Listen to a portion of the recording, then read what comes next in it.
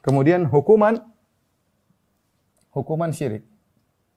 Hukuman atau dampak dosa syirik.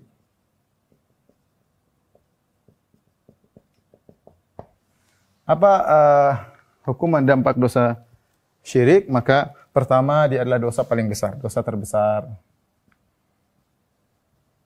Yang kedua, tidak diampuni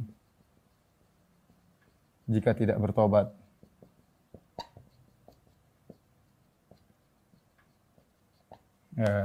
Kemudian tiga, menggugurkan seluruh pahala. Menggugurkan seluruh amal ibadah ya. Yang ketiga, yang keempat, menjadikan kekal di neraka. Kekal di neraka. Ya, menjadikan kekal di neraka ya. Ini di antara dampak dosa syirik.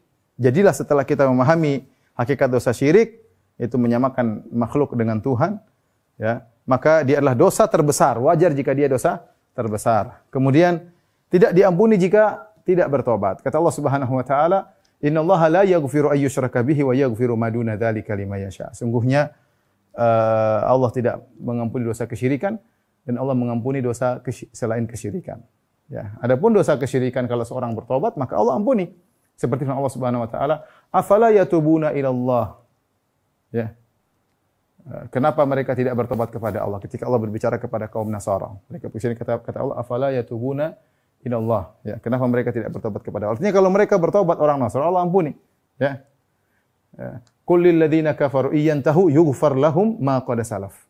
Katakanlah kepada orang kafir, jika mereka berhenti dari perbuatan kekufuran mereka, maka akan diampuni dosa-dosa mereka yang telah lalu. Jadi, maksudnya syirik tidak diampuni, jika meninggal tidak bertobat, maka tidak akan diampuni. Kemudian di antara bahaya syirik menggugurkan seluruh amal.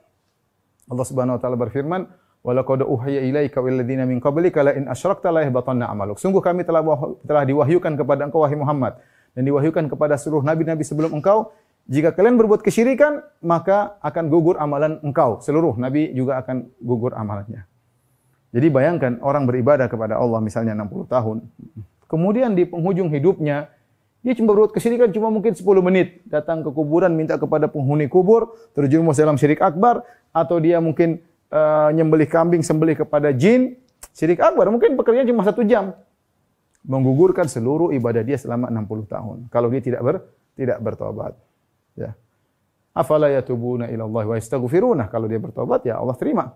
Ya. Tapi kalau tidak bertobat, semua amal soleh dilakukan 60 tahun gugur hanya dalam gara-gara beberapa menit. Hanya dia mengatakan, "Ya Abdul Qadir Jailani, aghithni ya Abdul Qadir Jailani, tolonglah aku. Ya Ahmad Badawi, ya selamatkanlah aku." Syirik. Langsung syirik. Doa kepada selain Allah Subhanahu wa taala. Hanya beberapa menit menggugurkan seluruh amalan dia.